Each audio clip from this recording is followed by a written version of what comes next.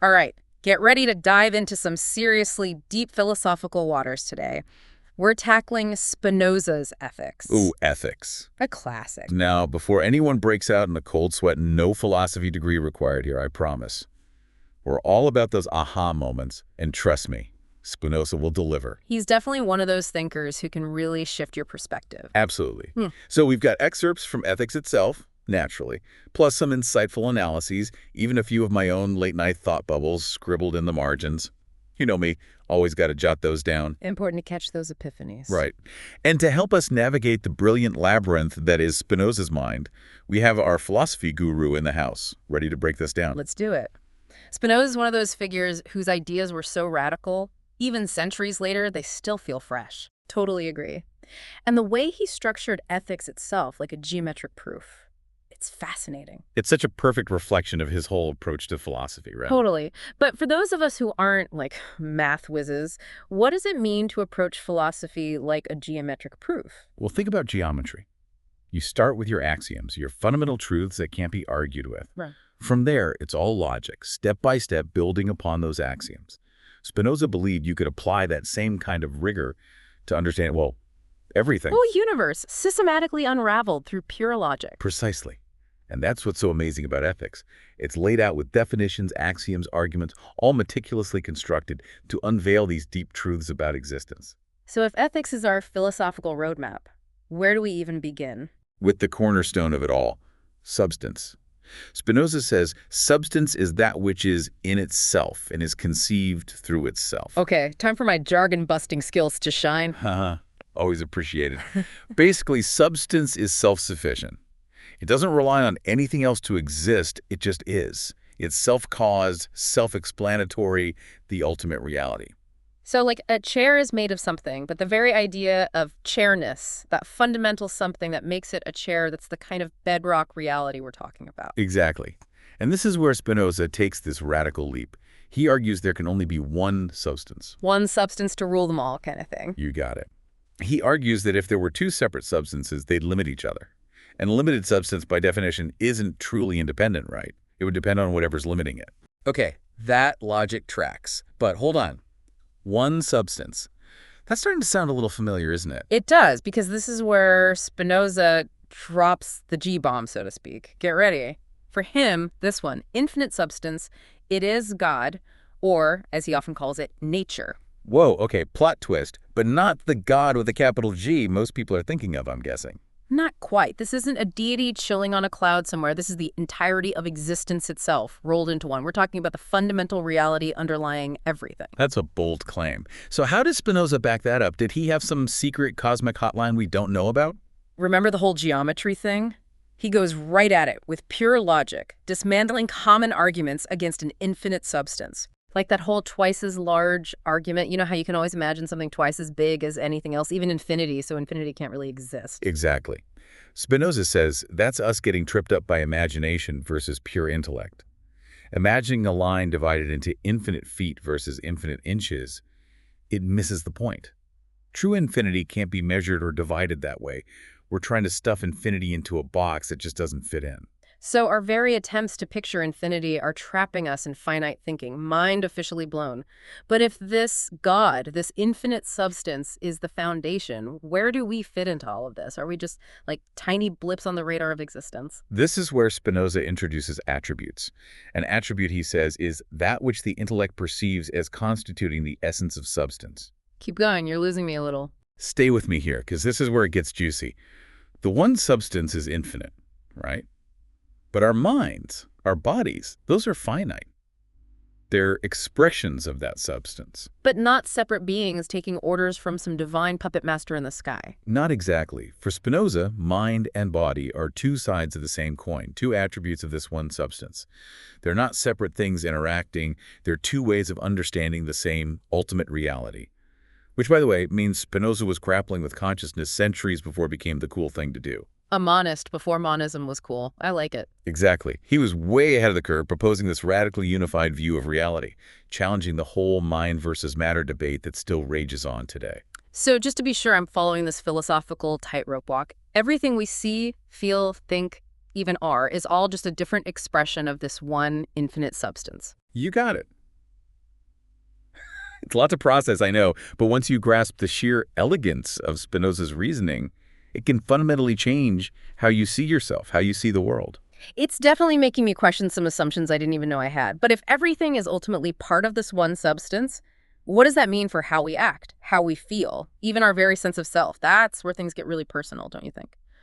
Okay, so we've established that for Spinoza, it's all about this one, infinite substance, God or nature. But I gotta say, something's been nagging at me. Ooh, what's that? It's all well and good to talk about this grand, unified reality, but we experience the world through our emotions. Joy, sorrow, anger, love, those feelings are real. How does that fit into Spinoza's perfectly rational universe? That's what I love about Spinoza. He doesn't shy away from the messiness of being human. He tackles emotions head on, but in a way you might not expect. Okay, now I am intrigued. Because honestly, when I think 17th century philosopher, touchy-feely isn't exactly the first thing that springs to mind. Right.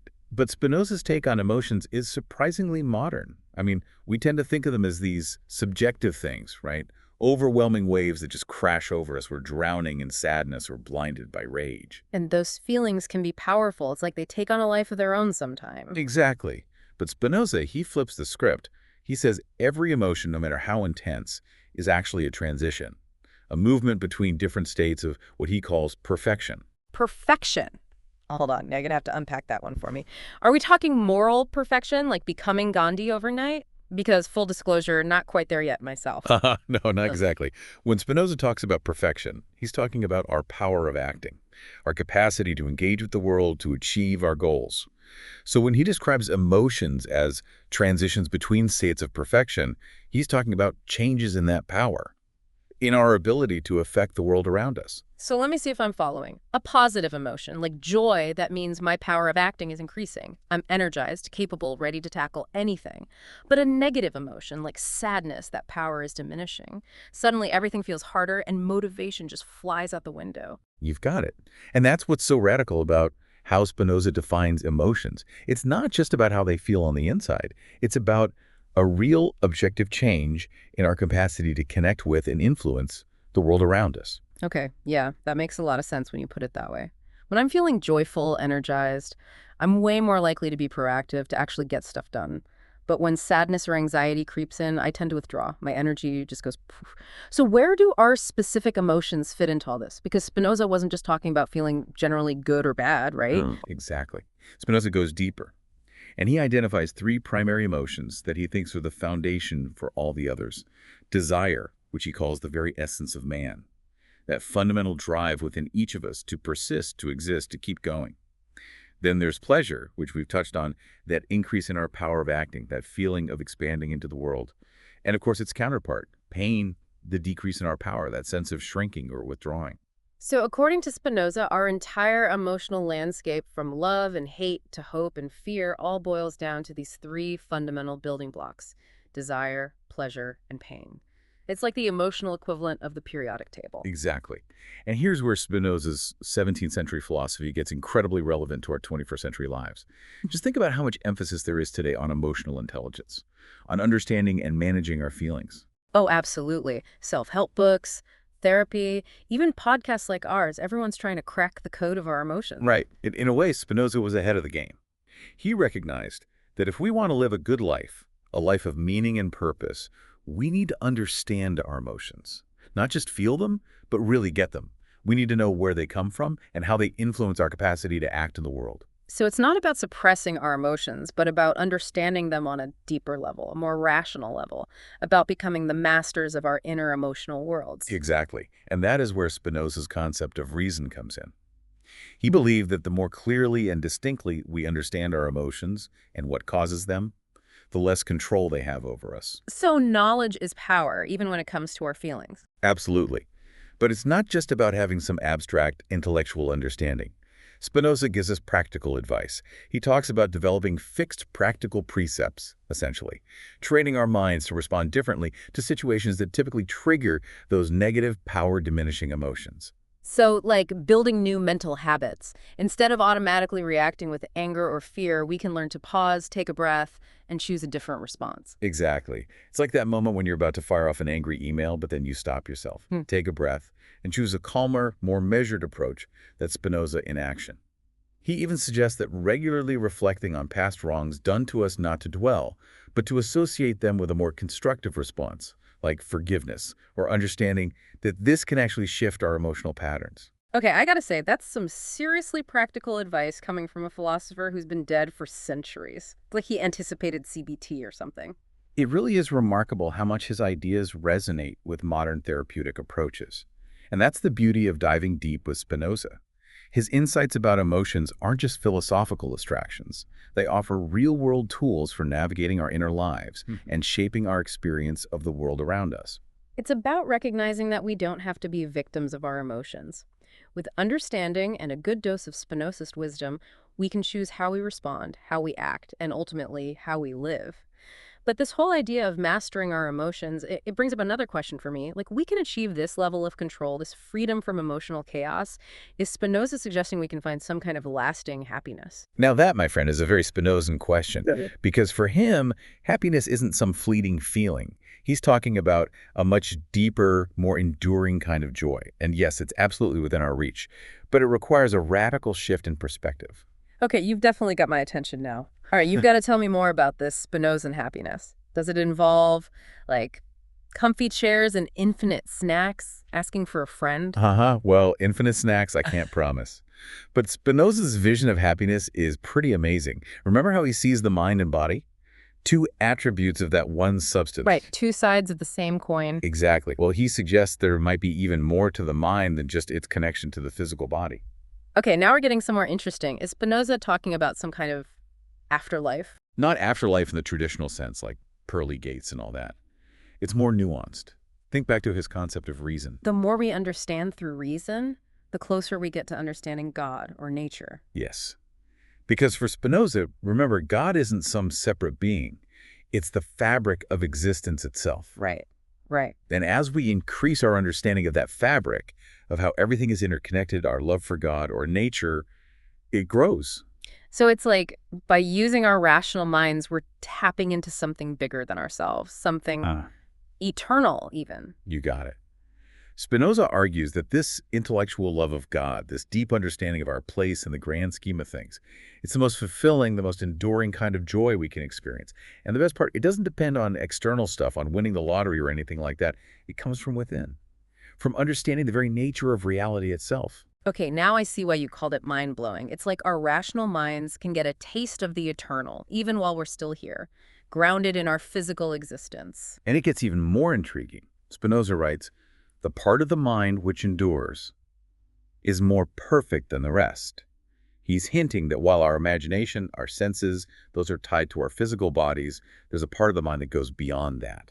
So even though Spinoza doesn't give us a picture of the afterlife, exactly, he seems to be saying that the part of us grounded in reason, in understanding, that has the potential to outlive our physical bodies. Exactly. And that this enduring part of the mind, it's ultimately part of God's infinite intellect. It's not so much about a personal soul going to heaven, but our rational minds becoming part of something much vaster, more permanent. Wow, Spinoza's philosophy really takes you on a journey, doesn't it? It's definitely challenging, but so rewarding to unpack. You've got me wanting to dive even deeper into his work. And that's what it's all about. Hmm. He doesn't give us easy answers, but a powerful way of thinking about these big questions. He pushes us to see beyond our limited perspective and embrace that power of reason, to understand ourselves and the universe we're a part of. Beautifully put. So for our listeners who've been on this whirlwind tour of Spinoza's mind with us, what's the key takeaway you hope they walk away with? The most important thing, I think, is that true freedom. It comes from understanding. The more we understand ourselves, our emotions, our place in the universe, the less we're controlled by those negative emotions that hold us back. Spinoza reminds us we have the power to choose how we respond, how we act, how we live our lives. It's about recognizing that happiness, true, lasting joy, isn't something we find out there in the world, but something we cultivate within ourselves. Through reason, through understanding, through a deep appreciation for the interconnectedness of all things. And on that note, I want to thank you for joining us on this exhilarating deep dive into the world of Spinoza. Until next time, keep those minds curious, and remember, there's always more to explore. This podcast was generated by NotebookLM. If you enjoyed it, please like and subscribe for more content. It is the only way the YouTube algorithm will notice me.